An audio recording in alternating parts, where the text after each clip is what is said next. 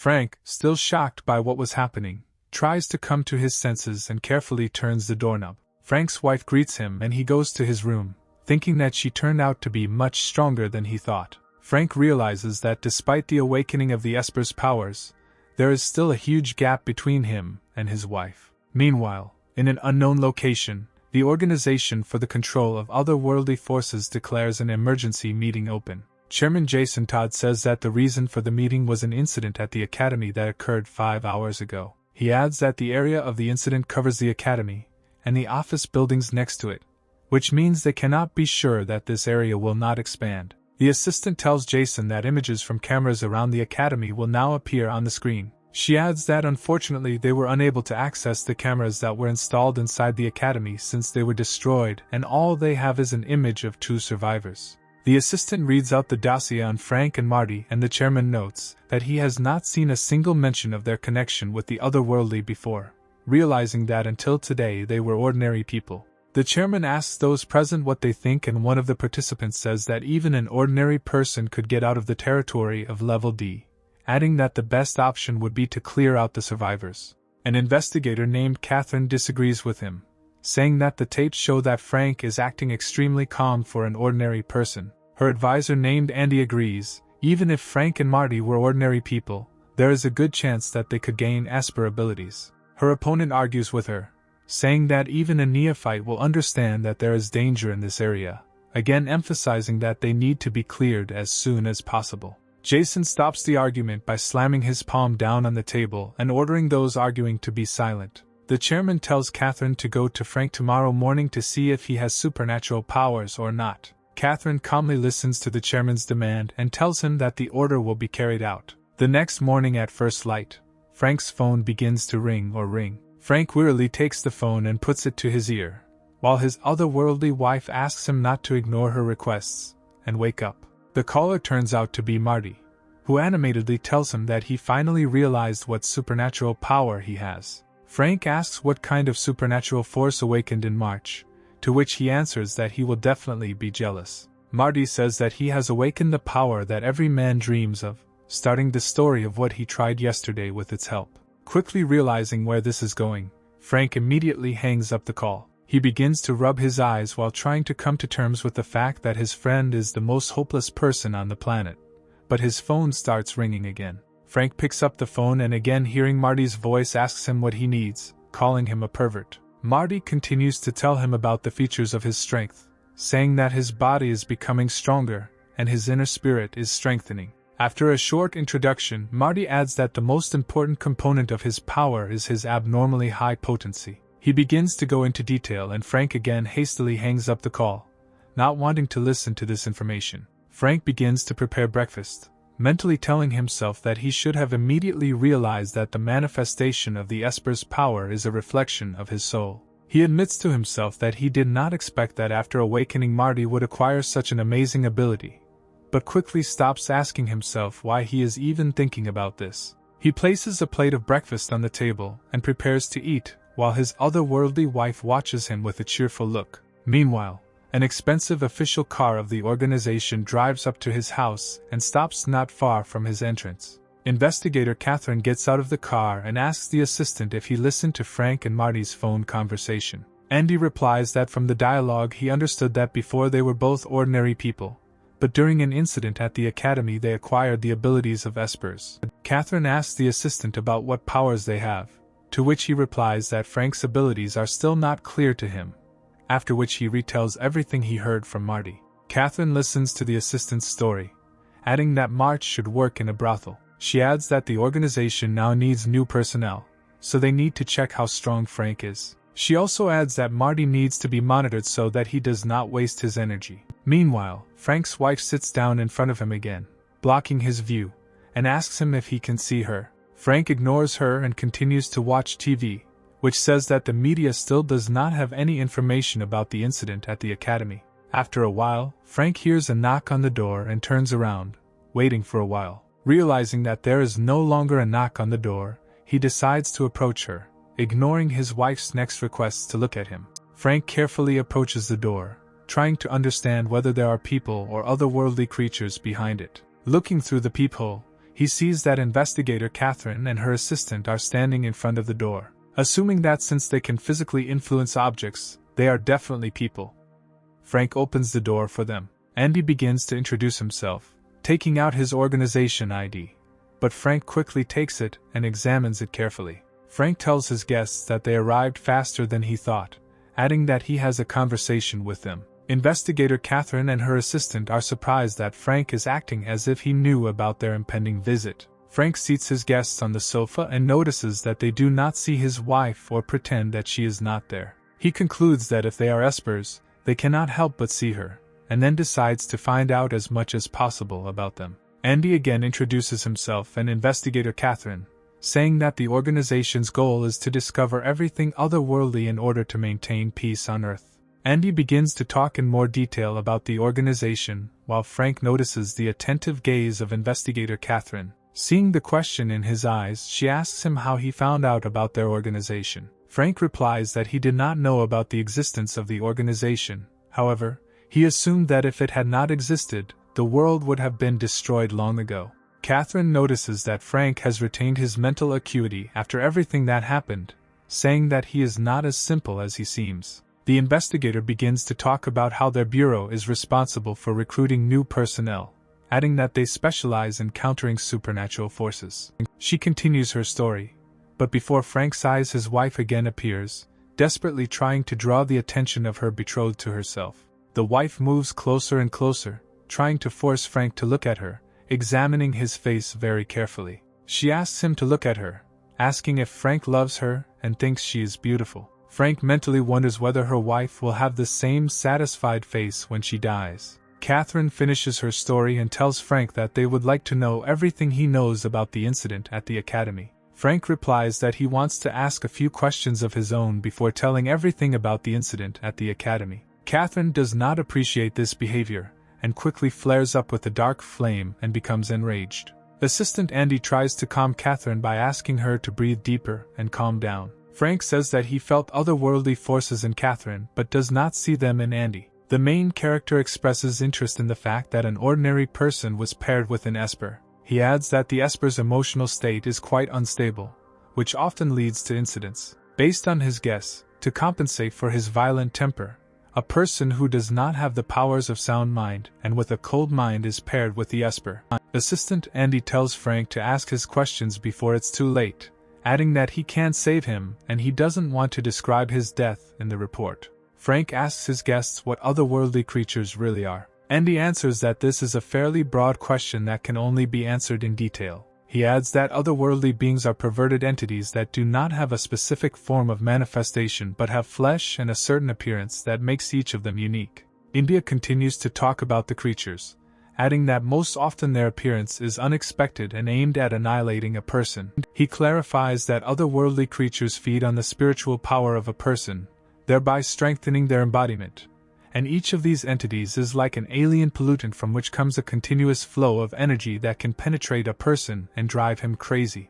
He concludes his story by saying that there are espers who can redirect the flow of energy from creatures against themselves. Frank listens carefully to Andy's story and then asks him how the power of an esper is measured. Andy hesitates a little, telling the main character that he could already understand everything himself with a living example. He takes out a book and begins to explain to Frank that the level of strength an esper depends on the amount of redirected energy. His wife listens attentively to Andy's story and licks her lips, glad that she learned a little more about success. Andy says that espers are divided into ranks, adding that the first rank includes espers who have revealed their power by an amount from 1 to 20%. He adds that those who have revealed their strength by 21 to 40% belong to the second rank. But espers with strength from 41 to 60% belong to the third rank and can develop their abilities in different directions, after which they can move to higher ranks. Frank asks Andy if anyone has revealed their abilities to 100%. Andy replies that in all time no one has been able to reach this level, adding that the current maximum is rank 5.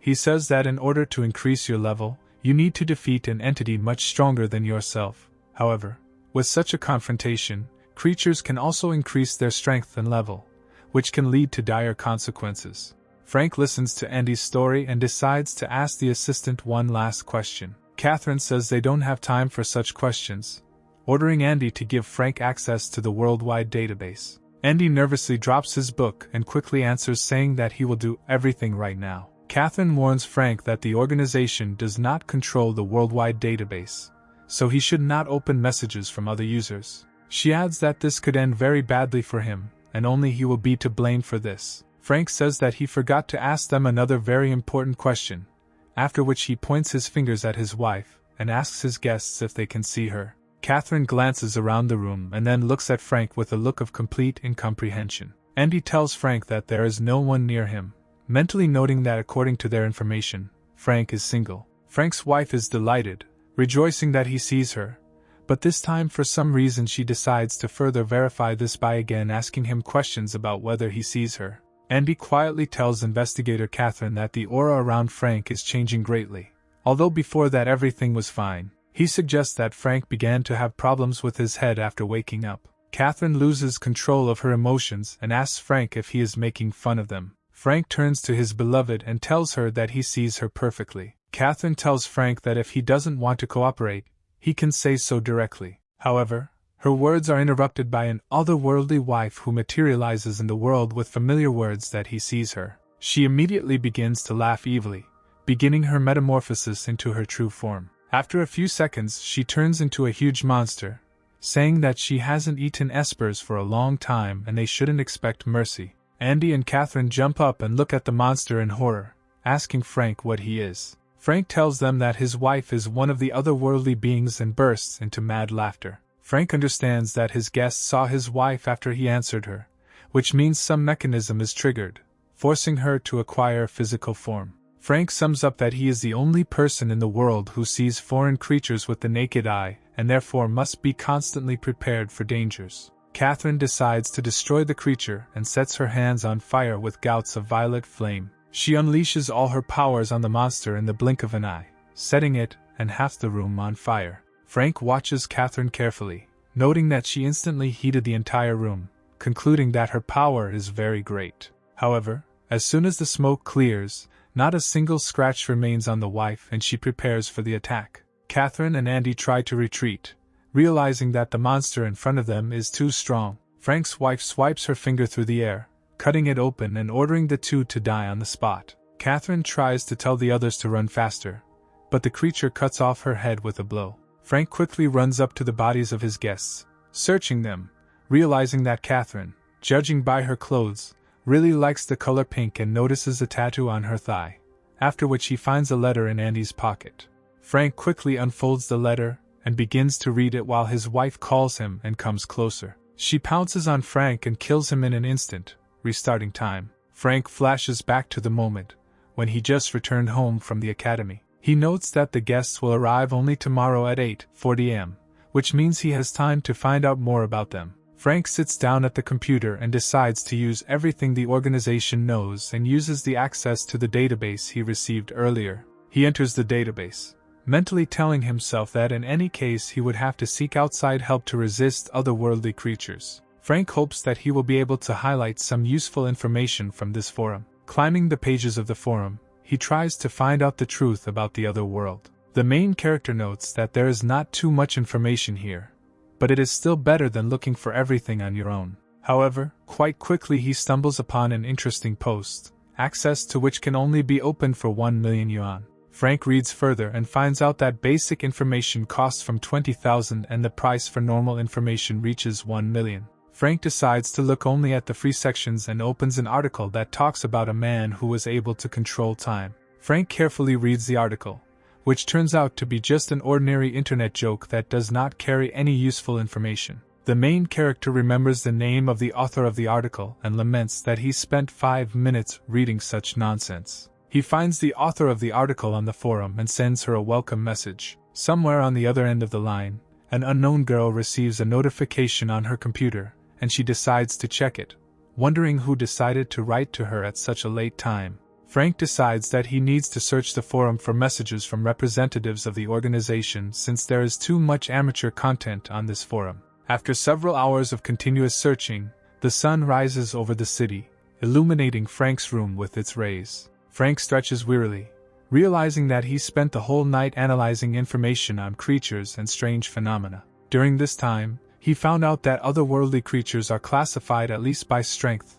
and they are divided into 5 classes. He also learned about recent cases of infection abroad caused by an otherworldly entity. Any Esper who had previously protected himself from infection could have dealt with it, but the speed of spread of the disease was so high that the organization had to wipe out the entire city from the face of the earth. He also recalls that this phenomenon was assigned the 2nd class of danger, while the 1st class includes the possibility of the complete extermination of humanity in the shortest possible time. Frank notes that, unfortunately, the reasons for the appearance of all these entities have not yet been identified or remain beyond the understanding of the human world order. Frank glances at the bed next to his wife and mentally tells himself that he cannot give any hint that he can see her. Frank understands that in all this time he has never found a person with a similar situation. He decides that he needs to save up money and energy to open paid posts on the forum. He also recalls that weapons are very diverse and have many types and forms. Frank remembers that the notes said that the item could act as a repository for the essence's power.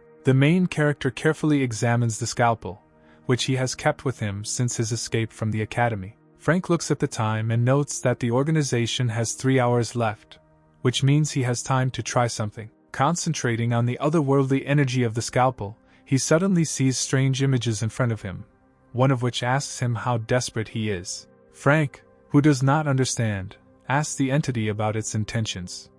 However, it is not eager to answer him. The entity inside the scalpel tells Frank that he now belongs to her and must obey. Focusing his mind, Frank absorbs the powers of the scalpel and subdues the unauthorized weapon. Frank notes that his powers are 20% awakened, saying that the scalpel can be used to enhance spiritual powers. Frank also notes that this enhancement had no effect on his muscle strength, expressing slight dissatisfaction. After a while, Marty calls him as before and Frank immediately guesses the topic of his conversation. Marty begins to lament the fact that he was unable to surprise Frank and replies that he does not have time for this since guests are about to arrive. Meanwhile, Andy, on a trip with investigator Catherine, drops the wiretap phone in surprise. He again expresses surprise at Marty's abilities, but focuses on what Frank said. He tells Catherine that Frank can predict the future, greatly surprising her. Andy says that he heard from Frank's telephone conversation that he was expecting 2 guests right now.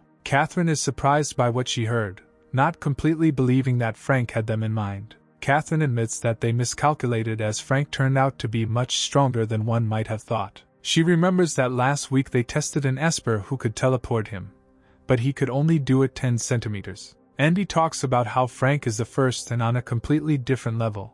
I'm interested in how far he can predict the future. The investigator and Andy arrive at the scene and Catherine tells him that now they will test Frank's strength personally. Having gone up to the floor where Frank lives, Catherine and Andy find the front door open. Catherine opens the door and looks around the apartment with an attentive and inquisitive gaze. They find Frank pouring tea into 3 mugs placed on a table. Frank sits down and greets the guests, calling them by name and inviting them to sit at the table. Catherine sits down on the sofa asking Frank how he knows their names and how many they will arrive. Frank tells her that he learned about their arrival thanks to the fact that his eyes can predict the future. Catherine expresses doubt about Frank's powers and asks him what evidence he has. Frank tells Catherine and her assistant that they are both members of an organization that is investigating an incident that happened at the academy, adding that they were tasked with finding out if his abilities awakened after the incident. Indy admits to Frank that he is amazed by his abilities, but what he said may be just a guess. Frank tells Andy that he can provide more solid evidence, and reveals that he is secretly in love with investigator Catherine. The main character adds that Andy has an interesting letter in his right jacket pocket. Andy nervously grabs his jacket pocket, arousing the interest of investigator Catherine and Frank's wife, who makes fun of him. Frank continues to develop this theme by quoting lines from the love letter verbatim. Investigator Catherine decides to check Frank's words and climbs into her assistant's jacket, not paying attention to his shy excuses. Taking out the letter, she carefully studies it, noting that the contents of the letter exactly correspond to what Frank said. Catherine tells Frank that he cannot say for sure when the letter was written even if he knows its contents. Frank tells Catherine that her ability is to control flames, adding that despite all this, he knows that her chest circumference is 85 centimeters. Catherine declares that her abilities are not kept secret. I am interested in how he was able to find out the girth of her breasts. Frank says that there is no secret in this, asking her if she wants to know the truth. Catherine tells him that she has nothing to hide, so he can calmly say so. Making a satisfied face, Frank tells Catherine that she is a big fan of pink since her underwear is that color, adding that she has a pink tattoo on her thigh. Catherine becomes furious when she tells Frank that he doesn't predict the future, he just sees through everything. Frank explains that last night he foresaw that they would arrive, and with the help of his power he saw Assistant Andy reading the letter and Investigator Catherine tidying up her wardrobe. The investigator calms down and invites Frank to write down the number of today's winning lottery ticket. Frank confidently writes the ticket number in his mind, telling himself that before the time rolls back, he will just look at the lottery result. Catherine asks Frank why he didn't buy all the winning tickets and get rich. Frank says that this would create a butterfly effect, adding that if the numbers don't add up, he'll just kill himself. Catherine gets tense again and Andy calms her down by saying that there will still be a lottery that evening. Andy returns to the topic and asks Frank to talk about the events that happened at the academy. Frank plunges into memories and says that it was not an academy, but a psychiatric hospital. He adds that everything happened very quickly as the floors in the room became larger and larger, and they did not even notice how the entire building ended up inside the hospital. Frank continues the story, mentally focusing only on what he had to face without mentioning the scalpel since it can keep useful secrets. He adds that everything happened exactly the way it did because of the weakness of his strength, since he could only look at situations individually after choosing a route. He adds that in only one of the outcomes, despite great losses, were they expected to be rescued, while in others they were constantly caught up and dismembered by a nurse. He also says that by his count, they encountered about 10 different creatures in this hospital. Assistant Andy and Investigator Catherine are surprised by this, and say that there has never been a single precedent in the whole world when there were more than 10 creatures in one place. She adds that everything happens because of the desire of all entities to merge with our world while they can exist together with each other, which is why cannibalism is often common among them. She adds that his words could be true if the entity had a very strong leader who would keep them everywhere. Catherine concludes that judging by his words, Frank does not yet understand the essence of the existence of otherworldly creatures. Frank notes that ignorance is not a hindrance to existence, unlike arrogance. Catherine snorts with displeasure, and Andy's assistant invites him to ride along with them. Without thinking twice, Frank gets up and agrees, heading towards the exit of the apartment.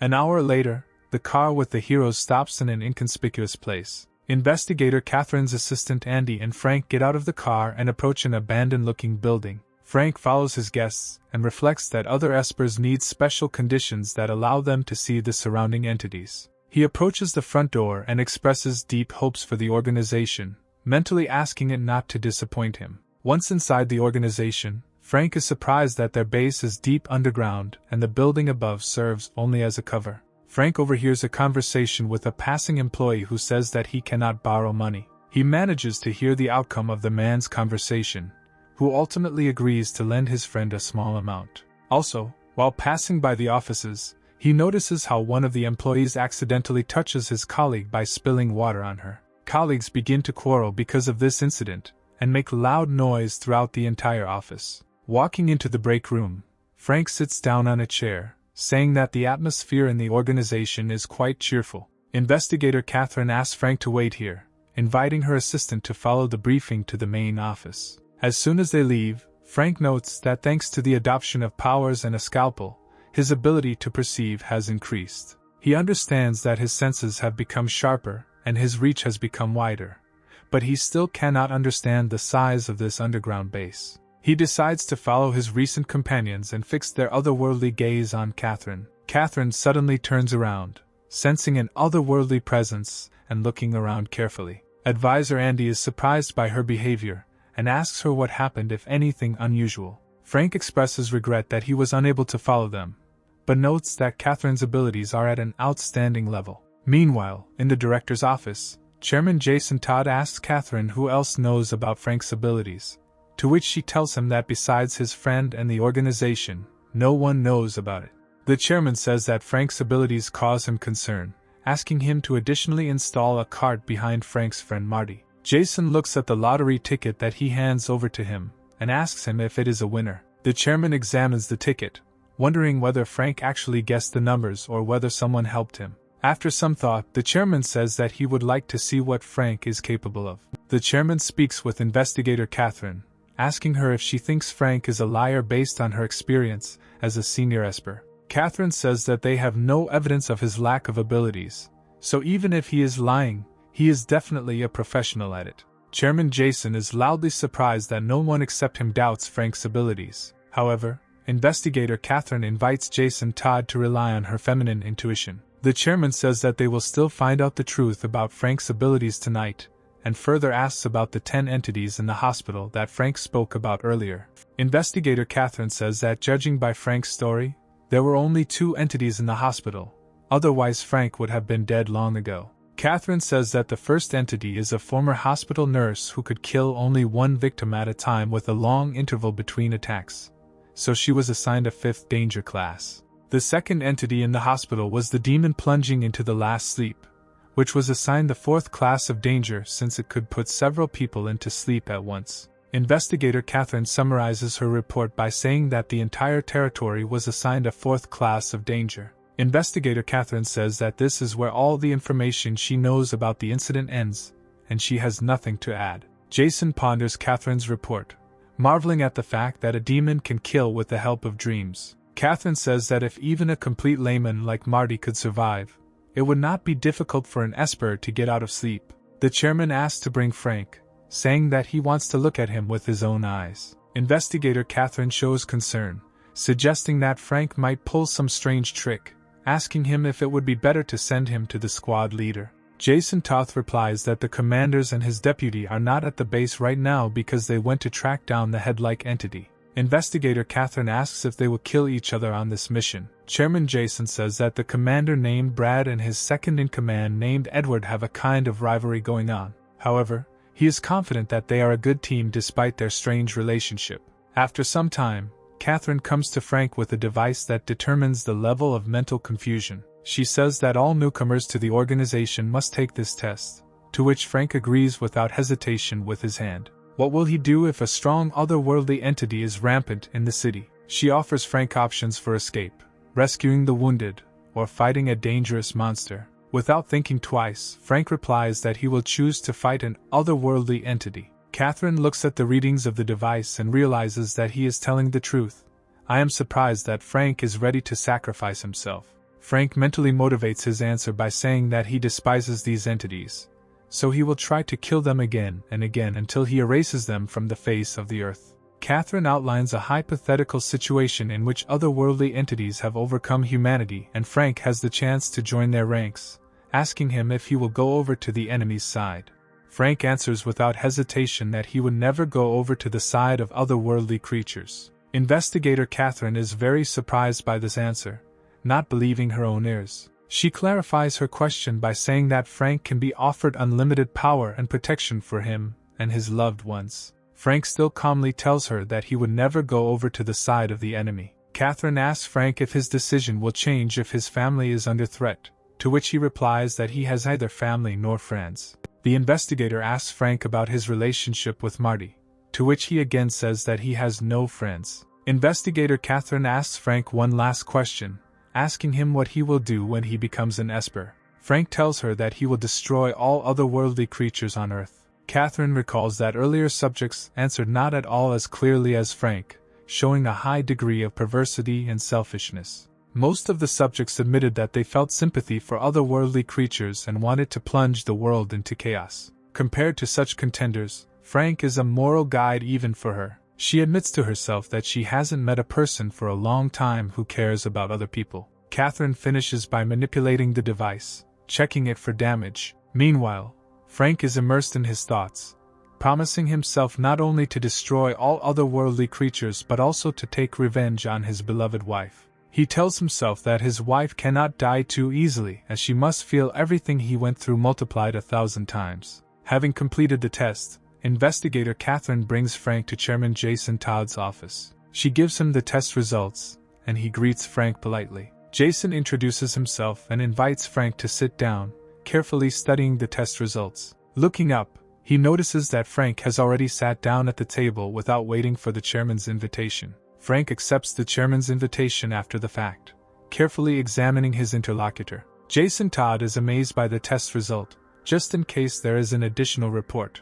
he takes out his glasses to make sure his eyes aren't deceiving him this time. He takes a quick glance at investigator Catherine, not believing that she has a tattoo on her thigh. Having calmed down and put his glasses in the case, he turns to Frank, examining him carefully. He shakes Frank's hands with both hands, telling him that he is just an angel and is offering to join the organization. Frank replies that they have nowhere to rush since they can talk after the lottery results, mentally asking himself whether this is a test. The chairman notes to himself that Frank did not fall for such a trick, which means he will have to act differently, and asks Frank if there is a limitation on his abilities. Frank replies that in the hospital he was constantly between the past and the future, constantly experiencing the hardships of death and rebirth, as if they could last forever. Frank adds that the future is just a scene that he can rewrite as he pleases. Investigator Catherine and Chairman Jason are surprised at Frank's determination, but decide not to say anything. The chairman says that at the moment the detachment commander and his deputy,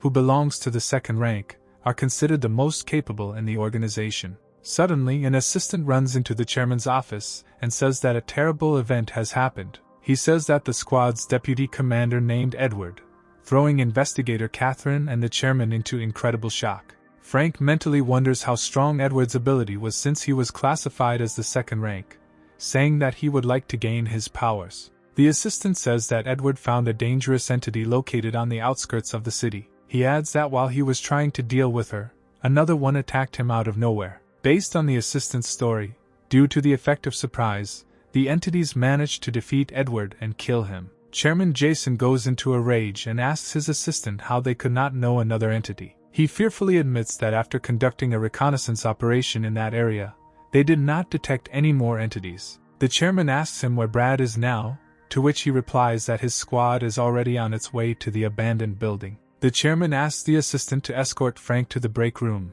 ordering investigator Catherine to follow him. Frank calmly gets up from his seat and follows the assistant, carefully listening to the surrounding conversations. He manages to hear that the organization will prepare 10 incense and 3,000 coins. The main character recalls that he saw all the organization's developments on the forum, but never encountered them in person. He remembers that coins, or rather the steel from which they are made, can serve as a good conductor of spiritual energy, so it is from it that all the necessary tools for fighting otherworldly creatures are made.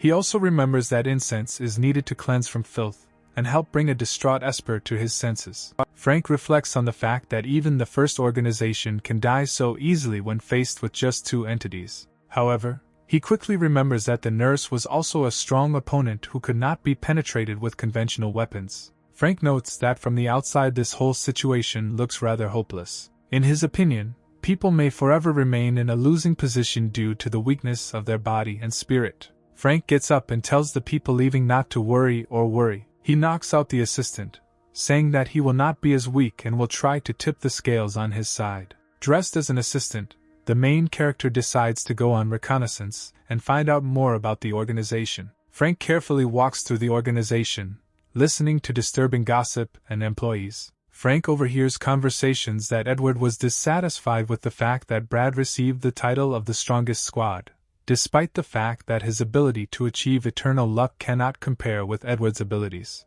He also hears that Edward had no equal in strength in the organization and his loss seems to people something incredible and impossible. Frank is interested in Brad's abilities, mentally telling himself that manipulating luck is a very useful skill. Employees say that during one of the competitions in the past, Edward could not use his full strength due to health problems and Brad took advantage of this. Despite health problems, Edward did not cancel the competition, since in a real battle the entity would not have spared him. Frank admits to himself that rumors spread incredibly quickly. One of the employees calls Frank over and says that an emergency meeting is about to begin. All other employees rush to the conference room and Frank expresses the hope that there will be more interesting information at the meeting. Taking advantage of his disguise, Frank quietly slips into the hall and decides to quietly listen to the speakers. Thick cigarette smoke begins to fill Chairman Jason Todd's chair. Frank is surprised that someone allows themselves to smoke so much at such a moment. He decides to look at the source of the smoke and finds squad leader Brad sitting in the corner.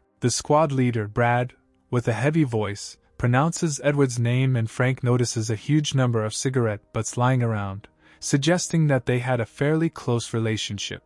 Chairman Jason points to the screen behind him, saying that it depicts an entity codenamed Bracken. He adds that based on the information received, this entity has incredible speed, strength, and the ability to hide in the shadows. The chairman emphasizes that this entity can dissolve in space, and that is why Edward could not inflict any damage on it. However, the entity, taking advantage of its incredible powers, dealt cruelly with him. The chairman continues the story by saying that Brad's squad quickly dealt with the first entity, but then retreated because they did not have enough strength to defeat Bracken. The chairman says that they will gather all their resources and strength to avenge Edward. He also adds that amidst all these adversities, they can congratulate Brad on his promotion to the 3rd rank, which means entry into the top of the espers. Employees near the market are whispering about how there is no esper with such a rank in any country in the world. Frank reflects on the fact that only 41% of those with the power were able to awaken their abilities and wonders whether Brad's ability to manipulate luck helped Brad achieve 3rd rank.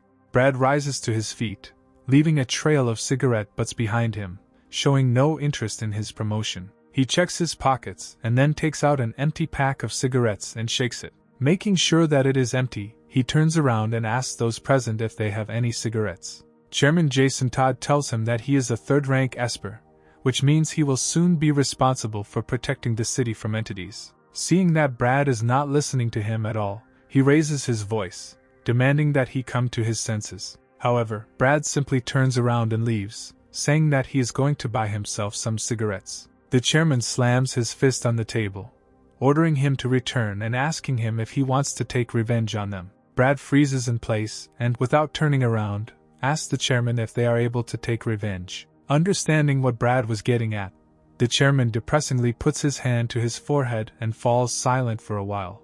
After a few seconds, he takes a pack of cigarettes out of his pocket and throws them at Brad, telling him to use them. Brad sits down and takes out a cigarette, asking the chairman about when he started smoking, to which he only receives a request not to ask questions. Frank watches Brad with interest, noting that he is calm and reserved even after the death of his friend and does not show any signs of clouding his mind. Suddenly, Frank's assistant, who had been knocked out earlier, bursts into the conference room. The chairman bangs his fist on the table demanding silence and threateningly asks the assistant about what happened to him. The assistant replies that the person he brought into the break room knocked him out and ran away taking his uniform. The chairman demands that full readiness be declared and that the escaped Frank be found. Frank notices that the assistant quickly woke up, telling himself that he would need to improve his technique. However, while thinking, Frank does not notice that they have already identified him and pointed a weapon at him. The chairman tells Frank that it is better for him not to even know what awaits him for attacking the investigator. Brad, however, doesn't pay any attention to Frank, so he calmly approaches him. He sits down and asks Brad if he wants to bring his friend back to life. Brad replies that Frank shouldn't make jokes about the dead at such a moment, and piss him off. Brad looks up sternly at Frank, who mentally notes that he gives off a very strong aura. Frank tells him that he is completely serious, and asks him again if he wants his friend back. Chairman Jason Todd tells Frank that he is surrounded and asks him what he means. Brad gestures to the employees to use their weapons and sadly says that the dead cannot be brought back. He tells Frank that he might be angry with him, but his words gave him hope, asking him if he could really resurrect his friend. Frank tells Brad that he needs to know where and when his friend died and how far he was from him. Brad says that he was carried into the mountains near the city, regretting that he was not closer to that place. He expresses confidence that if he had been closer, his friend would definitely have remained alive. Frank says that's enough and asks Brad to give him his hand so he can show him his secret. Brad asks Frank what he means by his promise to resurrect his friend. Frank tells Brad that he cannot resurrect his friend right here and now. However, Frank adds that he can turn back time to prevent Edward's death. Chairman Jason Todd speculates that this is something more than resurrecting the dead and suggests that Frank is bluffing. Brad asks Frank why he is so cool and where he gets his powers. Investigator Catherine recalls Frank's story that in the hospital he moved between the past and the future, caught in an endless cycle of death and rebirth. Frank's phrase pops up before her eyes about how he can change the future, and she realizes that Frank's power is time travel. Meanwhile, Frank tells Brad that he will go back in time and send him a message that Edward is in danger, but he needs to come up with a code word so that Brad from the past will believe him. Frank asks Brad if he is ready to try and trust him with such a secret. Brad says that he has nothing to lose and gives him his number, adding that he will have to direct him by phone since he suffers from topographic cretinism. Brad also says that he will reveal a secret that for many years was only between him and Edward. Brad gathers his strength and admits that during the competition for the title of Best Esper, he poisoned his friend in order to win. Everyone present falls into deep shock from what they hear, freezing in surprise. The chairman admits that he would never have thought of such a thing, asking Brad how he dared to do such a thing. Brad tries to justify himself by starting to tell the story, but quickly changes his mind. Frank tells Brad that such a revelation will be enough and it will definitely work at the right time. Frank turns to everyone present and says that they can ignore them and continue the meeting. Brad tells Frank that everyone is waiting for his next steps when he returns to time. Frank says that he won't be able to go back in time right now and they will have to wait a little longer. The chairman yells at Frank and Brad, ordering them to go to the isolation room and talk there without interfering with the meeting. Brad looks around the conference room and turns to Frank again, pointing his finger at the door, inviting him to follow him. Once in the isolation ward, he tells Frank that the chairman is worried about him, so he shouldn't take it seriously. He admits to himself that the return of his best friend depends only on Frank, so he needs to be as careful as possible. Frank asks Brad about the abilities of his best friend Edward and asks him to tell him more about them. Brad silently takes out a cigarette and slowly lights it with a lighter, taking a leisurely drag. Brad formulated his thought and says that Edward's strength is super speed, due to which he has a strong advantage during battle. Several hours pass over a long conversation and the sun begins to set. Investigator Catherine and Chairman Jason Todd burst into Frank's detention center and accuse him of not matching any of the numbers on the lottery ticket. They give Frank a comparison of the correct ticket numbers and the numbers he wrote and offer to see for himself. Brad looks at Frank with disappointment and tells him that he shouldn't have mocked the dead after all. Frank carefully examines the winning ticket number and asks the investigator if it is truly genuine. Investigator Catherine tells him that the numbers on the tickets are real, asking him why he deceived them earlier by saying that he predicted them. In response to the accusation, Frank calmly takes his scalpel out of his pocket, sparkling with shiny steel. He gets up and tells everyone present that now it's time to get to work. His interlocutors misunderstand Frank's intentions and prepare to attack, demanding that he put down the scalpel. Taking advantage of their confusion, Frank hits himself in the head with a scalpel, instantly killing himself. Returning back in time, he immediately writes the number of the winning ticket on a piece of paper. Without further incident, he is interviewed by investigator Catherine and her assistant and goes to the organization. Arriving at the organization's office, Frank tells his companions that one of the employees will now answer the call. After a few seconds, the employee picks up the phone and begins a familiar conversation about how he doesn't lend money. Walking further, he tells his companions that one of the employees will now decide to reach out for money to a passing colleague. Everything happens exactly as he says, and this turns out to be a strong impression on investigator Catherine. She turns towards Frank and asks him if he foresaw all this in advance. Frank goes further and approaches the doors, saying in advance that behind them there is a recreation room. Having entered it, he takes out cups from the cabinets and brews tea, handing it to the investigator and advisor. Investigator Catherine correctly guesses that Frank has been here before and asks him a direct question. However, Frank silently takes out sugar and puts 5 cubes in investigator Catherine's glass, having previously remembered this from the last time. The main character repeats that he can see the future and says that the chairman is now free and ready to receive them with reports. Meanwhile, Brad is quickly driving his car to his assignment when he suddenly hears someone calling him. He quickly picks up the phone and asks who is calling him at such a time. Frank tells Brad that in half an hour his best friend Edward will die, and he turns around, his face changing in fear. Brad asks Frank who he is, to which he replies that he can predict the future and asks him to go to Edward as soon as possible, otherwise he will die again. Brad says he doesn't know any Frank, emphasizing that now is not the time for jokes, to which he tells the story of how he poisoned Edward during a squad competition. Brad asks Frank in surprise how he knows this, emphasizing that he has never told anyone about this before. Frank tells him that in the building where Edward is currently fighting there is another entity that will unexpectedly attack him and kill him. Brad presses the gas pedal to the floor and rushes at full speed to help his friend. Frank hangs up, mentally saying that now Edward's life is only in his hands. Meanwhile, Investigator Katrin brings a sensor and offers to take a test for mental fog. Mentally, she decides to make sure once and for all whether Frank is deceiving her or not. Frank calmly puts his hand on the sensor and says that he is ready to begin, causing Catherine to ask questions about when he had time to prepare. Catherine begins to ask the first question. However, her friend cuts her off mid-sentence, answering that he will accept the fight. Catherine is very surprised and Frank continues to predict her questions and immediately answer them. The main character answers the third question, repeating again that if he happens to the first one, he will destroy them all. Having answered all the questions, Frank gets up from the table and says that the interrogation is over, leaving Investigator Catherine to sit stunned for some time.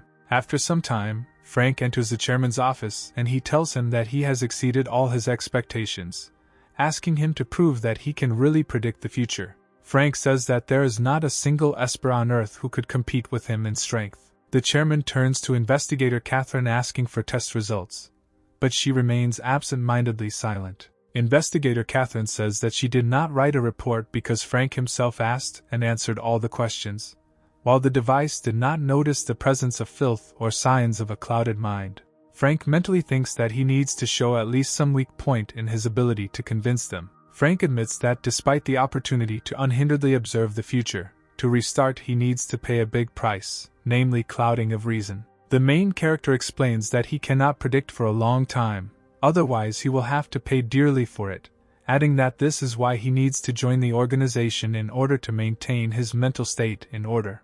The chairman reflects on what Frank said, noting that there is some logic to it. He asks Frank about what he expects from working here, adding that therapy turns out to be mandatory for all Espers. Frank says that he needs the salary of a second-rank Esper, as well as a bonus and incense every month, adding that for his ability to work, money plays a decisive role. The chairman replies that if Frank can prove that he still has abilities, then he will arrange all this. Frank says the chairman never seems to understand how important it is to anticipate the future. He adds that he prepared the gift so that no one would have such questions again. The chairman warily asks Frank to mentally note that he does not like the direction this situation is heading. Frank pointedly states that he has prepared Edward's life as a gift to the organization. The chairman of Infidelity reads Frank's intention and asks him not to threaten him with Edward's life. Frank suggests calling Edward right now to make sure his words are true. The hero's conversation is interrupted by Brad, who rushes headlong into the chairman's office, provoking him to scream. He asks the chairman where a man named Frank is right now. The chairman, confused, asks him what he is doing here, reminding him that he and Edward had a joint mission. Brad replies that Edward was seriously injured and is now in the hospital, again asking where Frank is. Catherine grabs Frank by the shoulder and asks him what he did to Edward. Edward mentally notes that, apparently, Brad almost managed to save his friend. The chairman tells Brad that Frank is right in front of him, adding that he previously talked about a certain gift. He looks sternly at Frank and asks him if this is really his gift. Brad happily approaches Frank, looking down at him. He hugs Frank tightly, saying that he is very grateful to him for saving him, adding that if it weren't for Frank, Edward would definitely not be alive. Looking at the amazed faces of Investigator Catherine and the chairman, Frank asks them if they are satisfied with his gift. After some time, he turns his gaze to Brad and asks him not to squeeze him so tightly. Investigator Catherine is at a loss as to how Frank was able to save the life of the best Esper with just one phone call. The chairman says that if Edward was saved because of Frank's tip, then his powers have become extremely important and asks Investigator Catherine to take Frank to the break room. He asks Brad to stay, so he whispers to Frank that he will find him a little later. After some time, Investigator Catherine sits with Frank in the restroom,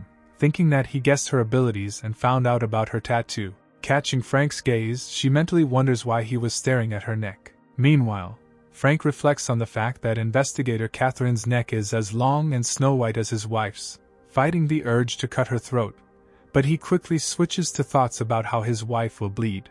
After some time, Brad comes into the restroom and asks Investigator Catherine to leave them alone. Investigator Catherine fearfully leaves the room, surprising Brad with her behavior. Brad smiles widely at Frank and asks him if he told anyone else that he poisoned Edward. Frank is mentally surprised that the chairman was wary when he found out and saw his abilities in action, But Brad doesn't care about all this at all and is only concerned about keeping the secret. He tells Brad that this will remain only between them, and Brad breathes a sigh of relief. However, Frank immediately adds that this is not accurate information, confusing Brad. He says that Frank needs to join the organization, offering to work under him. Frank says he will do it, and keep Brad's secret a secret for 100 coins. Brad calls this amount robbery, saying that Frank is not even on the team yet, to which the main character responds that now the price of the service has increased to 200 coins. Brad says he gives up, adding that he is indebted to Frank for his help and sadly parts with 200 coins.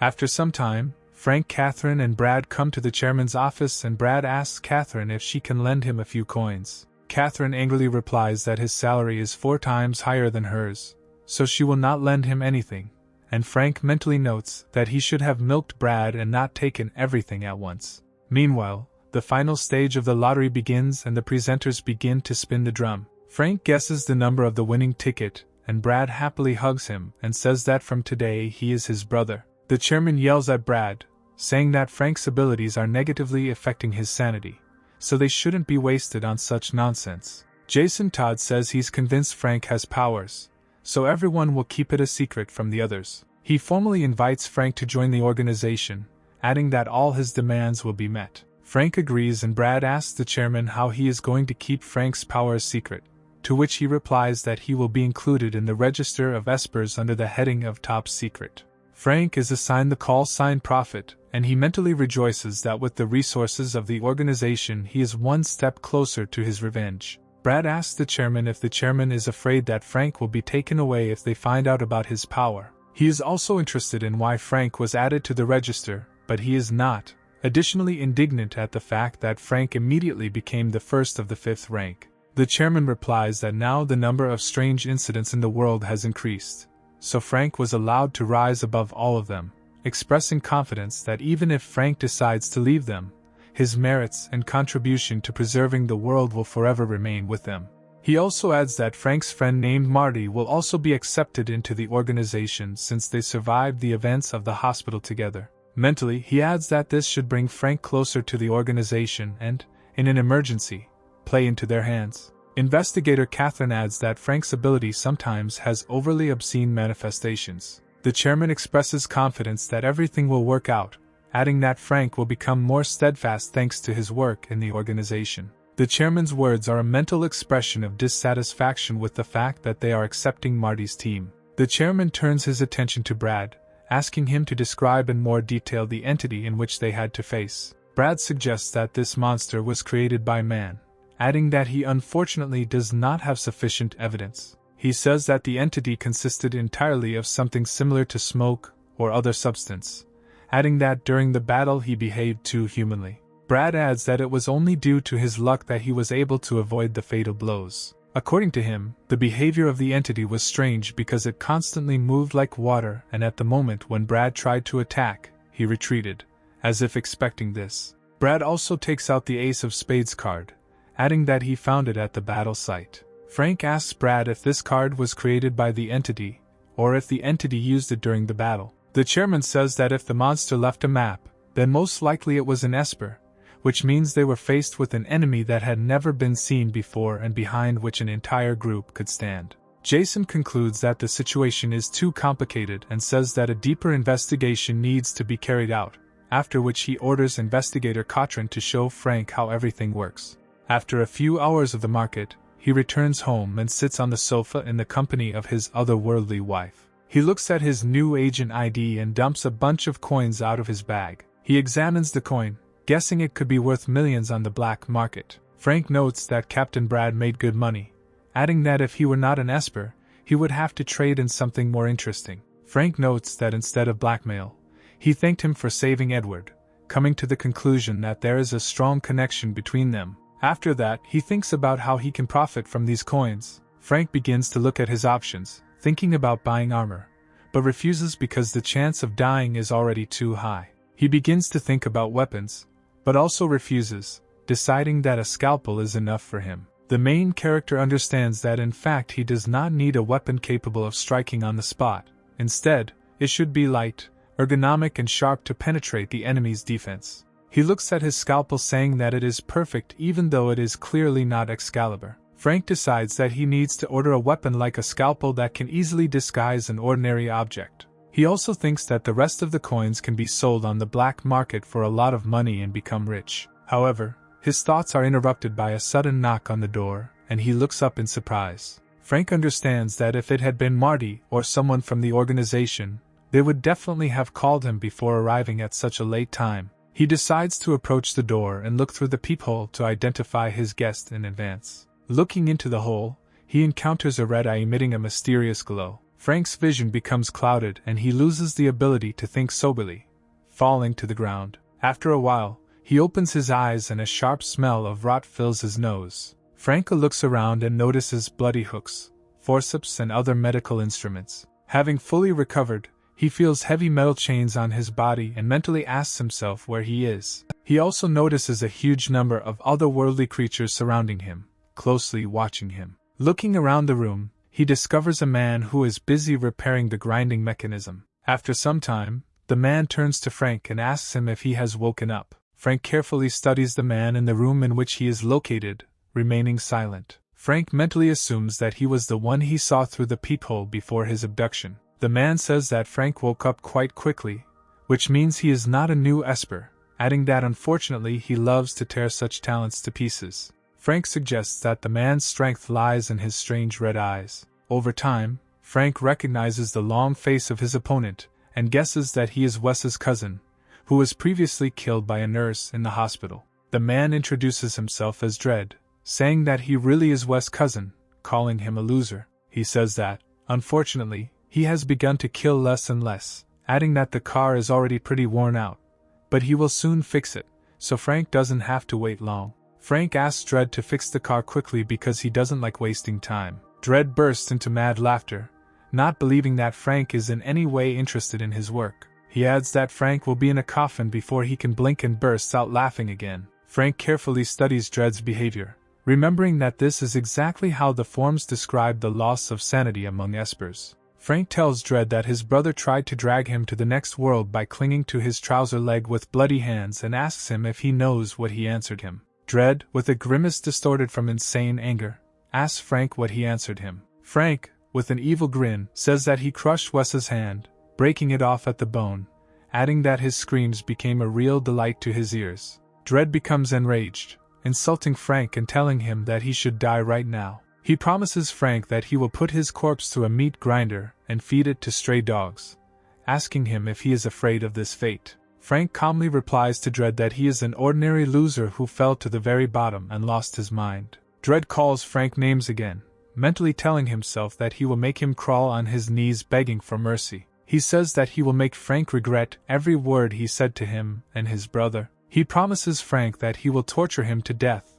and will not leave a living wound on him. Dredd begins to sort through torture instruments, trying to figure out which one is best. Frank watches him calmly and mockingly asks him how long it will take him to choose instruments. Dredd orders Frank to shut up and is overcome by a mental attack, forcing him to repeat this order several dozen times. Dredd takes out tongs and says that he will pull out Frank's teeth one by one, demanding that he beg for his life. Frank interrupts Dredd's gloating and asks him how he wants to die. He continues to ask leading questions, asking whether Dredd wants all his bones broken or simply ground into minced meat. Dredd is briefly put off by Frank's behavior as he continues to reason, advising him to choose between beheading and flaying. He adds that he is not a professional in these matters, so after hundreds of cuts, Dredd may already be dead if he does not bleed out first. However, Frank expresses high hopes that Dredd will be able to endure this and suffer for a long time. Dredd asks Frank who he is, calling him a complete madman. Dredd begins to wave the tongs, saying that it is he who decides who should die here,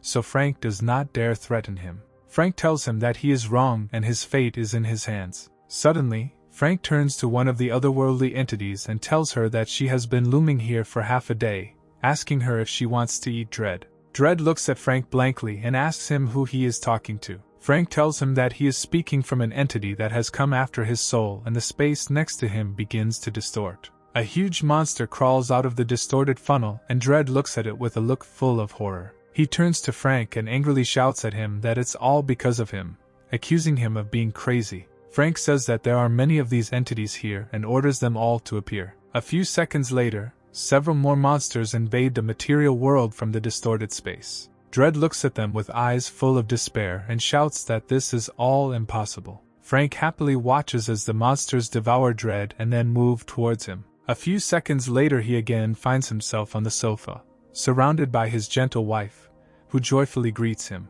Frank leans back on the couch and admits to himself that being eaten alive isn't such a bad thing. After some time, there is a knock on his apartment again, and this time the main character decides to approach the door fully armed. He takes out a scalpel and heads towards her while his wife asks him if the bones have come to him, to which he only mentally says to himself that someday he will allow her to feel all his torment. He adds that this will not happen in the near future since he promised her the most terrible death.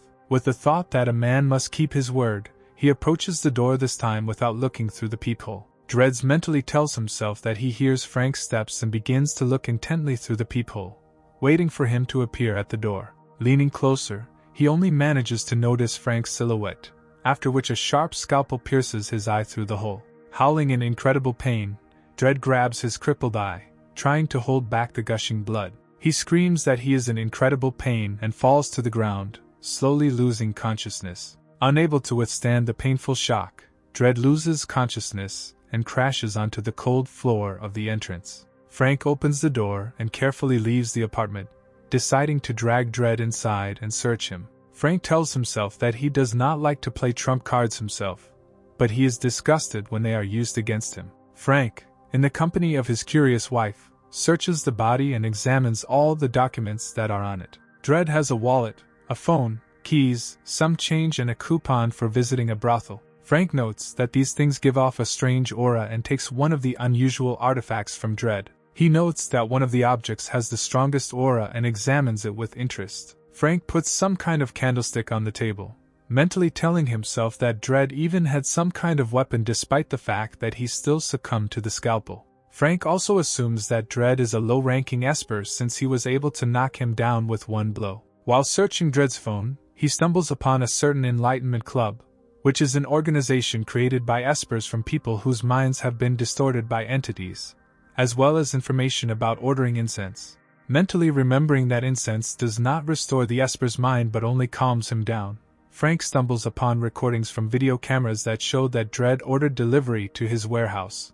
Frank admits to himself that he sincerely feels sorry for the courier who ran into the already distraught Esper. After rummaging through his phone for some time, Frank finds out the address of the warehouse where Dredd kept him. Delighted with his quick wit, Frank grabs Dredd and throws him over his shoulder. After a while, Dredd comes to his senses, looking around and trying to figure out where he is. Having fully regained consciousness, Dredd realizes that he is in his own warehouse. Having tried to move, he notices that his arms and legs are shackled with iron chains. Suddenly, from the darkness, someone shouts out to him, forcing him to pay attention to himself. Frank finishes fixing the grinding machine and tells Dredd that he slept too long. He decides to check the result of his work and presses the button, setting the blades of the monstrous installation in motion. Asks Frank who he is, but he replies that he is the one he tried to break into yesterday. Taken aback by what he saw and not believing his eyes, Dredd pronounces Frank's name.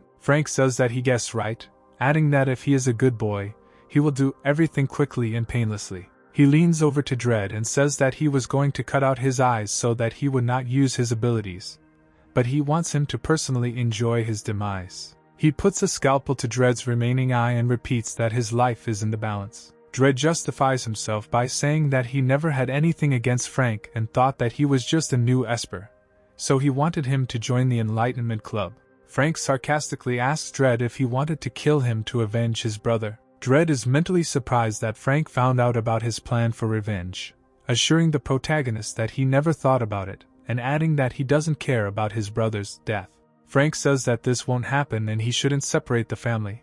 Then he swings a scalpel. After a split second, he says that he will simply finish him off and delivers a swift blow to Dredd's body with a scalpel. Dredd screams in pain, mentally thinking that Frank blew his guts out with one blow. He looks down, and to his surprise discovers that such pain is caused by only a small abrasion left by an otherworldly scalpel. He turns on Frank, calling him crazy and asking him what kind of knife he has. However, Frank strikes again, causing Dredd to howl again in unbearable pain. Frank continues to torment Dredd, inflicting dozens of blows with a scalpel, torturing his offender. After some time, Dredd begs Frank to just finish him off and end his suffering once and for all. Frank tells Dredd that he seems to be returning to normal and suggests playing a question-and-answer session. Having received quick consent from Dredd, Frank asks him a question about what the bronze candlestick is for. Dredd replies that he is needed to protect against the attacks of the entities, adding that their leader lent him to reduce the otherworldly influence on Dredd. According to him, the candle is soaked in special blood, and when it is set on fire, its light scares away all entities. But if there is a lot of entity, then the candle will burn out faster. Frank asks Dredd about how much he was able to awaken, and why he lost control in the end. Dredd replies that he awakened by 20% and became practically an Esper of the second rank. However, he could not cope with the open flow of spiritual energy. His mind began to quickly become clouded. Frank demands that Dredd tell him everything about the Enlightenment Club, its members, their level of awakening and their abilities. Dredd says that the participants have sufficient freedom, and there is no point in hiding something, adding that he knows for sure that the leader of the club is a second-rank Esper. Half an hour later, the internet says that it told him everything, asking him to finally kill him and end his suffering. Frank tells Dredd to take his time, adding that there are still a couple thousand cuts left to make. Dredd curses Frank, calling him a liar, and tries to bend over in his chair to use his eye on him. However, Frank steps aside, not allowing Dredd to carry out his plan, and inflicts several more blows on him with a scalpel. Dredd screams loudly, filling the entire space of the warehouse with his cries of pain. He has a mental attack and starts screaming to kill him right now. Dredd begins to fall into a state of eerie trance, continuing to repeat requests and pleas for death.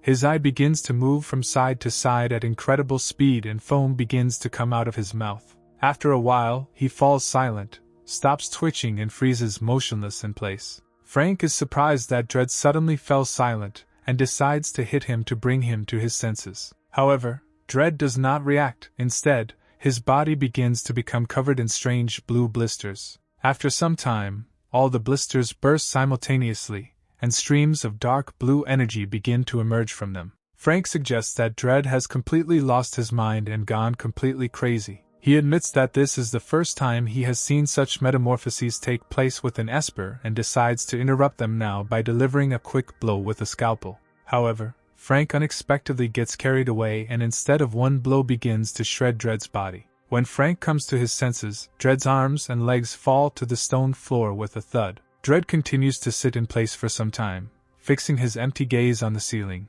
as if not paying attention to the blood gushing from the severed limbs. However, after a few moments his lifeless head bows down, and he stops showing even the slightest signs of life. Frank examines Dredd's body, assuming that he did not die from the transformation and regretting that he maimed him too much. He decides to wipe the scalpel from traces of blood when suddenly a strange sound attracts his attention. Frank approaches Dreadluck's body and realizes that a disgusting organic sound is coming from his head. Raising Dredd's head, he discovers that his remaining eye is trying to jump out of its socket. After a few seconds, the eye is successfully removed from the socket using tenacious tentacles. Frank jumps back and notices that a dark aura begins to emanate from the eye. The eye pops out onto Dredd's face and begins to carefully look around, analyzing the situation. Frank watches the behavior of the eye with interest, saying that this is something new. Having noticed Frank, the eye is firmly fixed on him, deciding that he will become his new prey. After a split second,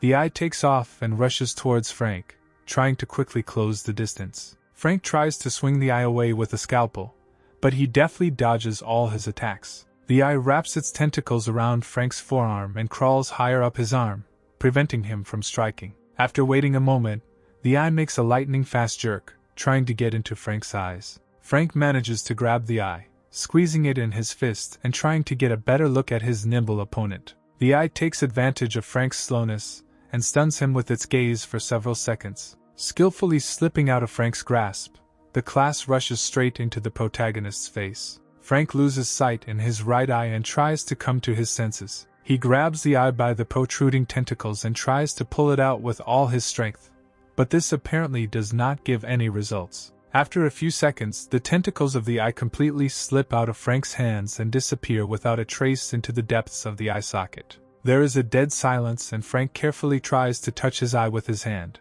However, after a second, the eye activates on its own, lifting Frank's eyelids with the help of tentacles. Frank begins to feel the eye piercing his brain with its tentacles, trying to take control of him. Frank begins to slowly see with his second eye.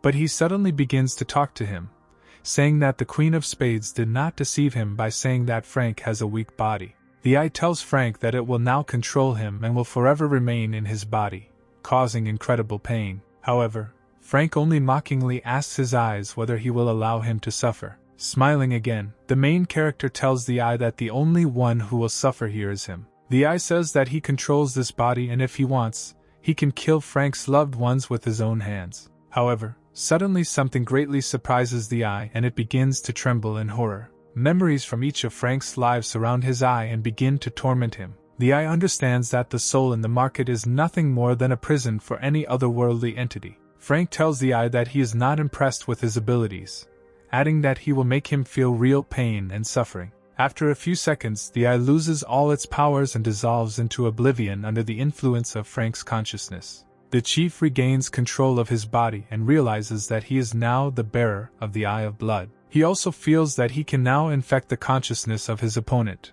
leading to further death if he plays a staring contest with him. In addition to all this, Frank realizes that he can now cause hallucinations in people. The main character asks a rhetorical question about whether this eye really brought dread to the second rank so quickly when it began to develop.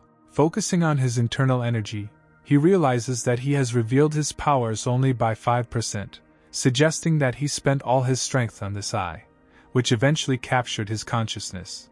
Frank realizes that he can make the eye even stronger if he absorbs other entities. However, he immediately thinks about how he can absorb them, given that in this situation the eye itself climbed into the womb of his mind since this was his only chance. Frank remembers that the eye said something when it first made its way into his mind and replays his words in his memory. He decides to find out more about who the Queen of Spades is and how she told the creature about him. Frank puts Dread's body into a meat grinder and easily grinds it into fine mince. Looking at the spattering blood, Frank admits that he has no idea what this machine is actually needed for, but he is quite satisfied with the result. He sits down and muses that this candlestick might eventually lead him to the club, so this might be the perfect chance to destroy all the otherworldly creatures. Having rummaged through the things left over from Dread, he notices a business card in his jacket pocket and studies it. Frank admits to himself that he is sorry that he has only now begun to feel the presence of otherworldly creatures on the streets,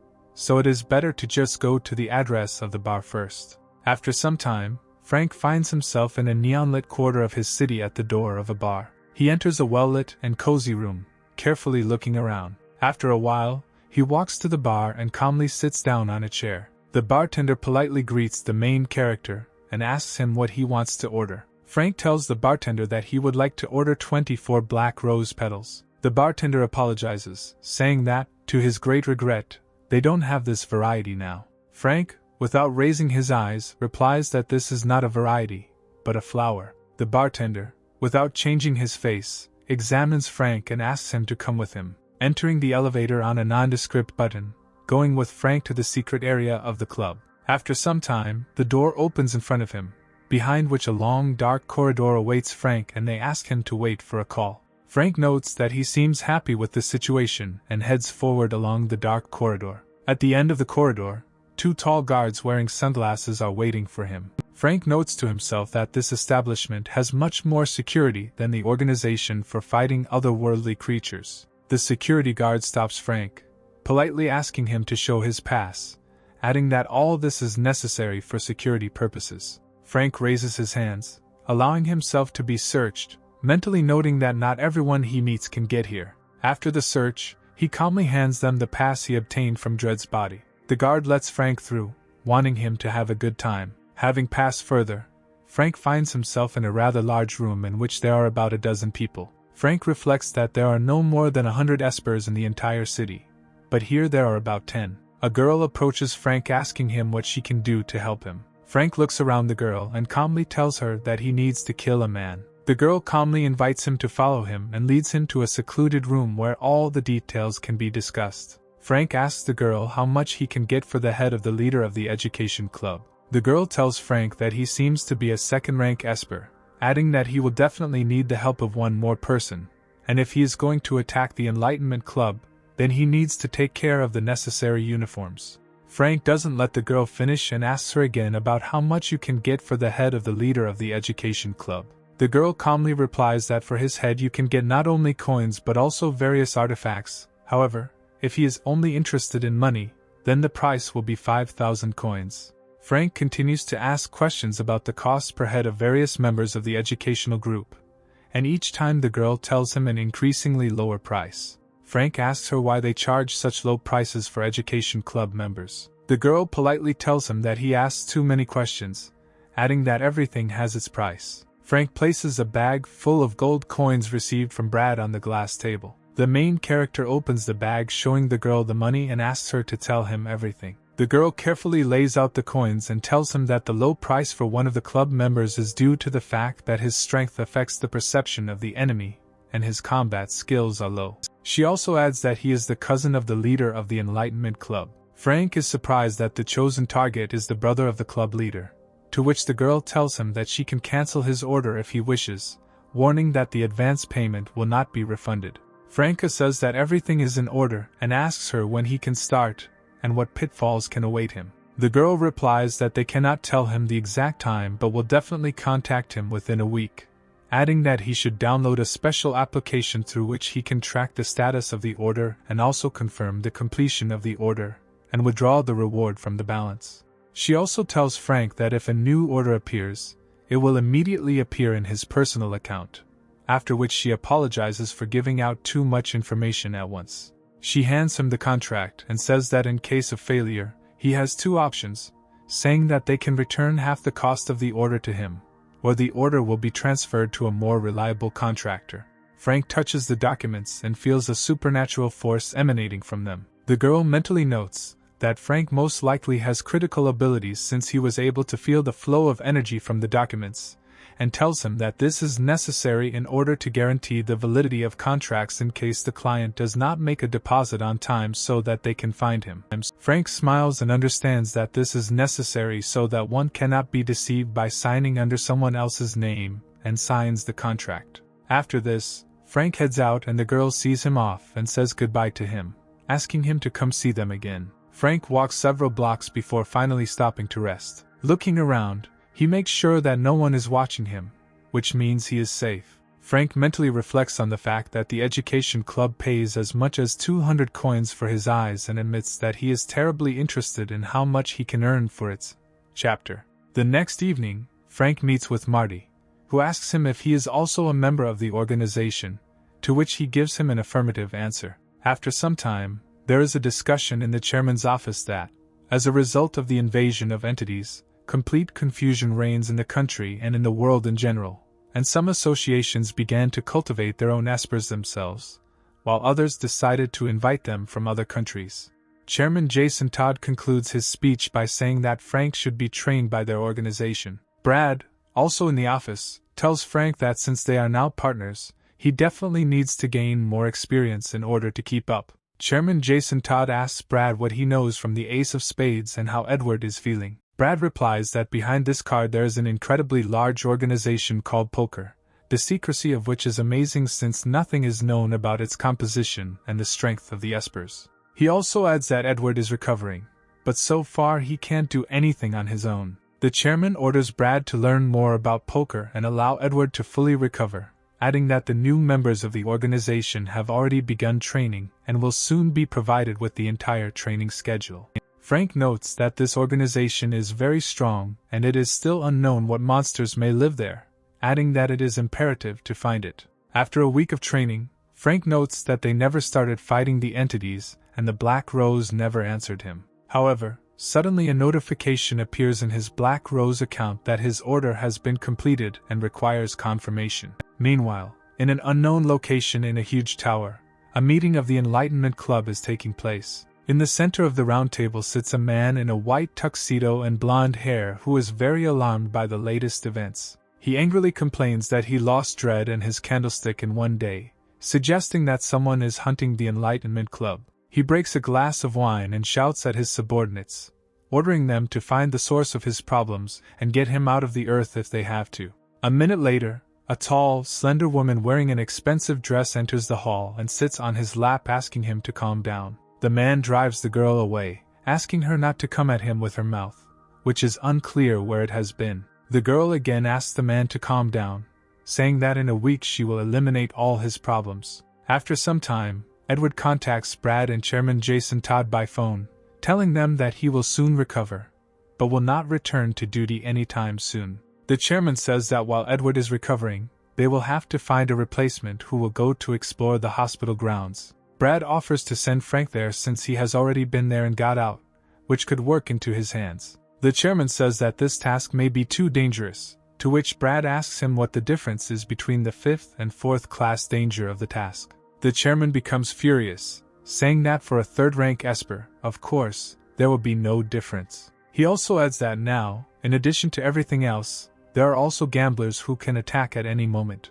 Edward watches Brad and Jason argue and says that because of Brad's luck, everyone will die except him, so he shouldn't care. Brad puts on an important face and says that a real man must go through fire, water and copper pipes. Edward decides to put the phone aside and the chairman suggests calling Frank for this task. Sometime after Frank arrives, the chairman tells him that he wants to entrust him with a very important task. Frank says that if this task is not connected with otherworldly entities, then he will not complete it. The chairman tells him that it is related to an incident caused by an entity from Henshin village. Frank takes the document in his hands, admitting that he has never heard of this village. Jason says it's a very small village just outside the city that's almost impossible to get to. He adds that the name of the village came from the color of the water in the nearby river. The chairman says that over the years, many residents have drowned in the river, but everyone thought they were accidents. Against the backdrop of a series of such events, a local resident had a dream in which he found himself on the bank of a river. However, this dream turned out to be a waking dream, so he was able to wake up on time. Jason Todd summarizes that the organization has already begun an investigation, and the incident has been codenamed Depth. Frank notices that this incident is classified as a Category 4 threat, and notes that it will be very interesting. The main character remembers that the organization pays 10 coins for Class 5 incidents, 100 for Class 4, 1,000 for Class 3, and so on. He muses that it will be easier for him to earn his place in the Enlightenment Club this way. The chairman says that this is Frank's first case, and since his abilities are still a secret to him, Investigator Catherine will be assigned to him as a partner. Frank is happy that after a week of no contact with the entities, he has a chance to meet them. He recalls that in a week he tried to kill his wife several times, but due to the difference in level between them, he constantly died, rolling back. The chairman mentally notes that there is a very oppressive aura around Frank, adding that he does not at all look like an Esper who has successfully passed the test for loss of sanity. Jason tells Frank that they will have another partner with them, who will be an ordinary person who will help them deal with this case. Jason Todd picks up his office phone and calls a girl named Susie, asking her to come to his office. Frank hears the thoughts of the girl as she hurriedly approaches the chairman's office. A second later, a short girl enters the office and, without calculating her strength, slams the door. A girl named Susie, out of breath from running up the stairs, hurriedly greets the chairman. The chairman introduces Susie to Frank, saying that she will work with him from now on. Jason Todd mentally remembers that Susie is a graduate of a prestigious university, trained in the organization, and she cannot help but know that Espers have all the senses much sharper than an ordinary person. Susie politely introduces herself to Frank, bowing slightly as she begins to recite her registration number. Frank rudely shuts Susie up, telling her to send him her phone number and friend request, adding that she shouldn't even try to call until he accepts her. As he leaves, he tells Susie that she is good at making faces, but she doesn't need to do that anymore. After a while, Frank checks his phone and sees a friend request from Susie, thinking that she looks like the girl with the lollipop eye met on the first street. Suddenly the main character is called out and asked to move his rolls more quickly. He looks around and sees that Marty and Investigator Catherine are waiting for him, who tells him that they are already tired of waiting for him. Frank gets into the car and the unknown man in the car introduces himself, saying his name is Dexter, adding that he can teleport. Marty excitedly tells Dexter that his ability is incredible, after which Dexter asks him what superpower Marty has, to which investigator Catherine says that it is better for him not to know about it.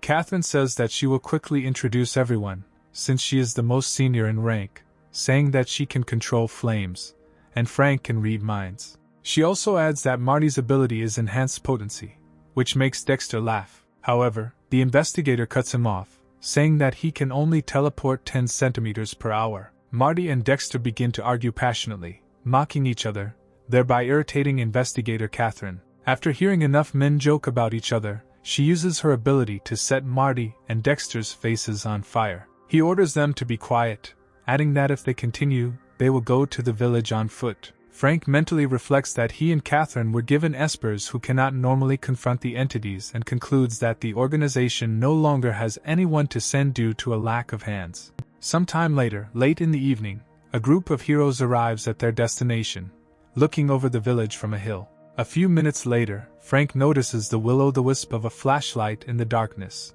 and tells his companions that there is someone ahead.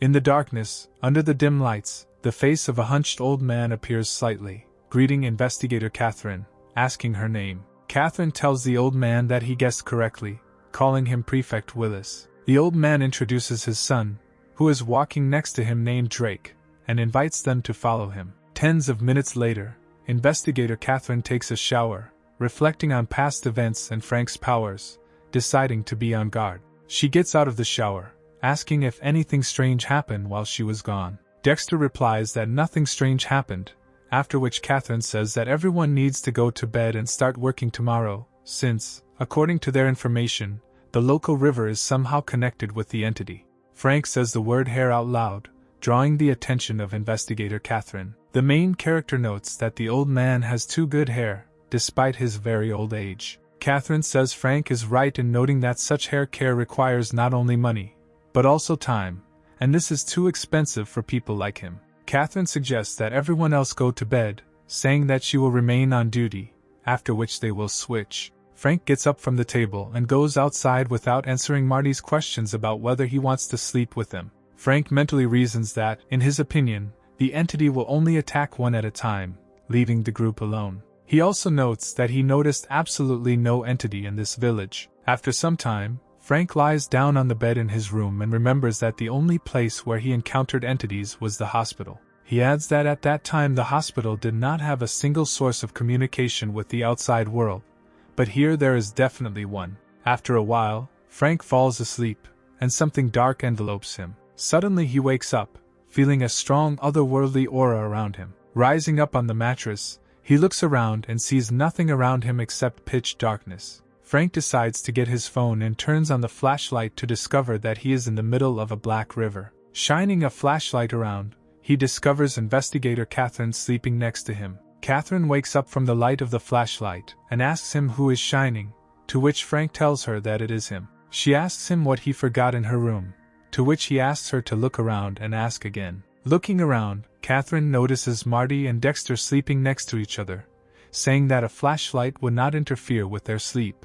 Catherine also turns on the flashlight and looks around, asking Frank what happened. Marty wakes up and asks Frank why he is shining a flashlight at him. Suddenly, Dexter jumps on Marty, screaming in fear that he doesn't like the fact that they are in the middle of the river. Frank says that this is the river where the entity was found, and they are right in the center of it. Marty and Dexter hug in fear when they see the whirlpool and panic and try to think of escape options. Investigator Catherine listens to their stupidest guesses about how to cross the Black River and begins to boil with irritation. Having heard enough, she shouts orders to shut up, saying that no one will jump anywhere. Frank reasons that the entity will not let them go so easily, but wonders why they were transported to the center of the river. Dexter says that despite his attempts to row, there was no movement, as if something was holding them in place. Catherine says that, apparently, the entity can control the flow of the river, so under no circumstances should you go into the water. She adds that despite her ability to control flames, in the worst-case scenario, she can only save herself. Marty asks Frank what they should do since they ended up in the cauldron, and is surprised at what he sees. Frank takes out various tools from his bag and then ties a rope tightly around the shovel. Rising to his full height, he begins to forcefully spin it on the rope, cutting through the air with a whistle. Taking good aim, he throws the shovel, catching on a black tree sticking out of the water. Having pulled the rope, He looks at his companions and in a confident voice tells them to hold on to him.